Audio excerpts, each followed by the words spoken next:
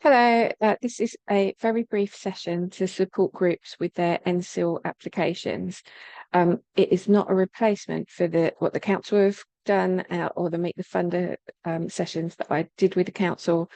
This is just to give you a few practical tips when you actually start applying.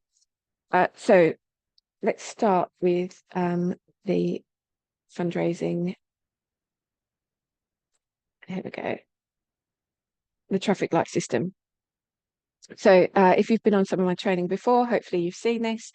And it's the idea that you gather together all of the information from the funder, the information that in this case you'll find on their website.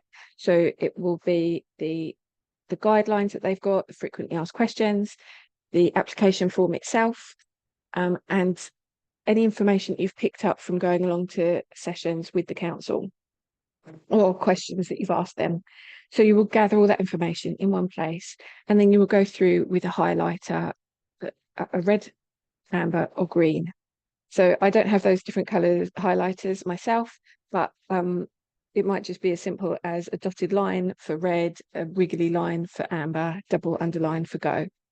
You get the idea though. You're going to go through, and this is really going to help you slow down and read carefully the guidelines.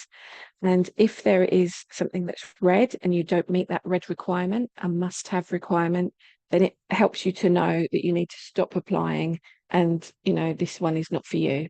So, for example, in this case, the NCIL money is for work that is happening in Lewisham. If your work is not happening in Lewisham, you need to stop and not apply. Okay? I'm going to go through a few of the different amber and green ones in further detail, but amber is in general a should have. So something that you could have this or this type of work, and maybe you should. Those are the kind of ones that you might want to see if you can try and match nicely with what you're working on. Then green is go and find out more. So you might need to speak to your finance person to work out a new budget because it's for a particular period of time, this funding.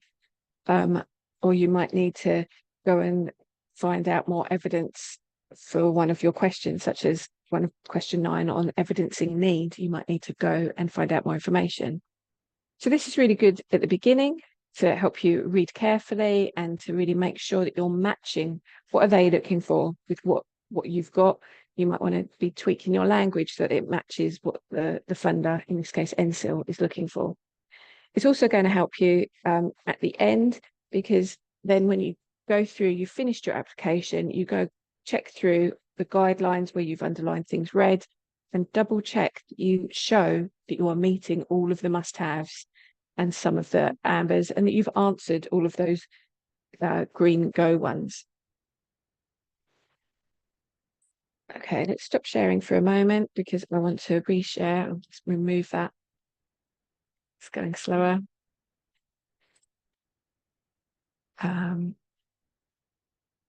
Let's bring up this page for you.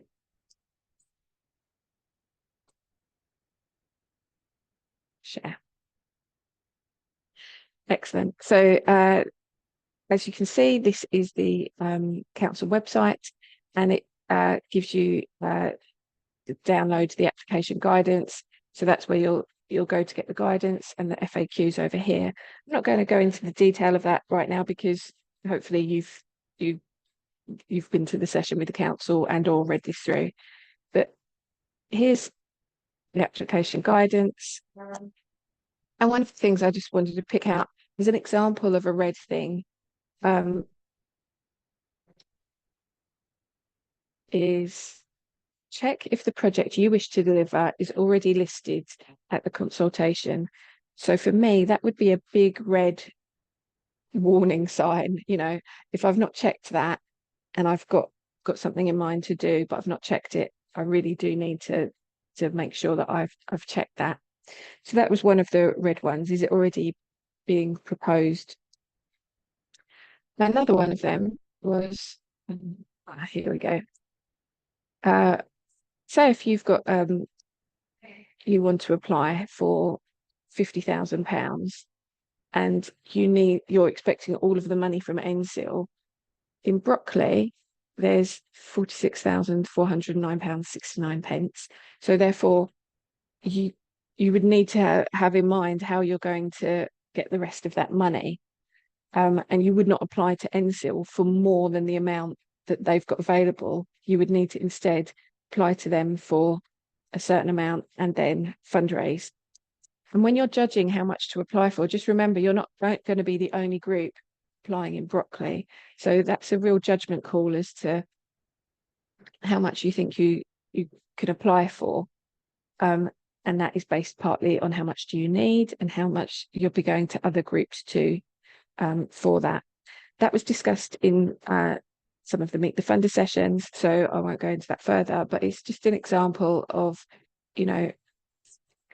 how this red, amber, green thing can really help you to slow down and think about logically how much can you apply for, and in general. So the amber stuff, what are the should haves? This is further down this way. But yeah, Lewisham priorities. So all projects must show that they meet at least one of the Lewisham's priorities.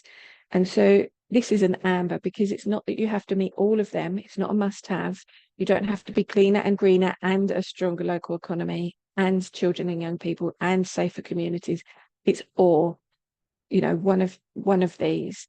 And as was explained at the Meet the Funder session, that's why you don't have to meet as many as you can and try and then that will hopefully help your word count and some of your questions, because you won't be trying to meet things in lots of different directions.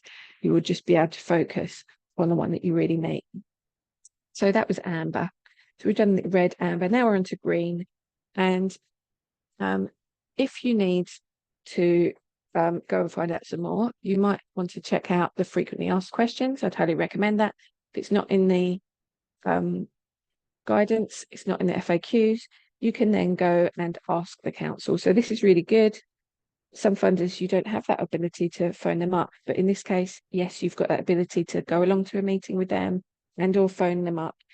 So they've got a list of when they're doing their sessions on the website. Question 9 is evidence of need question. And so it does tell you on here that you can look at the Lewisham Observatory. So just do a Google for Lewisham Observatory and it comes up. And it takes you to the site. And then what you can do is here on this opening homepage, you can put in your postcode. So one of the questions that we had at our sessions was, how do I tell what ward I'm in? So here you can put in your postcode and it will come up, it will tell you about that ward, okay? And it will give you some extra information against these different things, the population, children and poverty and so on. The other thing I want to tell you about is up here on this toolbar, you can see 2022 awards. You can go into there. Once you know what ward you are, you can then look for extra information. So let's go into Evelyn. Lots of information here. You can see deprivation, fuel poverty. So you can then go down to the correct page that you want. It might give you stuff that you don't know as well. It might help inspire you to shape your project as well. So this isn't just, you're not just hopefully doing this for the funder, you're hopefully doing this as well to work out the needs, and you'll hopefully be adding in not just statistical needs and narrative needs from things like this, but also stuff from lived experience as well. Another thing that you might need to go and find out, it does say before you start your application, make sure you've got things like public liability, safeguarding and so forth. So do make sure that you've got all those things ready to go, because there's nothing worse than having done lots of work on the application and then realizing your insurance is out of date or something like that, and then the deadline is approaching and you're waiting on getting that insurance. So that's something that you can get that done early on and then start working on your application. And that can be running concurrently. You know, you could have that query in, how do I get my safeguarding done or whatever, and be actually working on application. But, you know, make sure you've got the ball rolling on gathering that information early on. Okay, let's stop sharing there. Trying to keep the session quite short. Partnerships. So just a few practical things from trying to work on some partnership applications. And some of this was covered, some extra information was covered at the My End session, if you joined that during the fundraising conference between Bromley and Lewisham. So you might want to skim back and have a little look at those slides. But top tips: shared drive. Think about where you're going to share the information that you're working on together. And it could be as simple as a Google Drive, which is free software. Make sure you've got some kind of terms of reference in writing, agreed. So that would include things like a data agreement, who's leading on the work, who's doing what, and working out some timelines of meetings and actions early on. So, you know, you should have some meetings really early on to be working out the shape of your project. When do you want the first draft done by? When do you want the second draft done by? What's the system if like one of the partners doesn't agree it, but everybody else does? And who has the sort of casting vote? Things like that. Just get that sorted out early on. The other thing to look at early on is don't leave the narrative part. Don't leave the financial part to the last minute. People tend to go for the words first and then work out the finance, but don't leave that so late on that you suddenly realize that actually the size of your project is too big to apply for, or actually you need to, you know, that partner needs more money than you can apply for, and that can cause some difficulties. So quite short and sweet, but hopefully helpful. Oh yes, so I will be providing, I've got a number of little slots where I can provide feedback. They're limited slots, and I'm going to offer them first and foremost to my priority groups, which are my fundraising plus groups, and then any extras I'll be advertising on Friday Fundraising Club. That you also have access to other fundraising development managers, and I'll put a link to those. A link to those is always on the last page of my brochure, but if needs be, I'll also put it onto the YouTube description for this. So I'm not the only place to go to if you want somebody to read over your application. Yes, thank you very much for your time.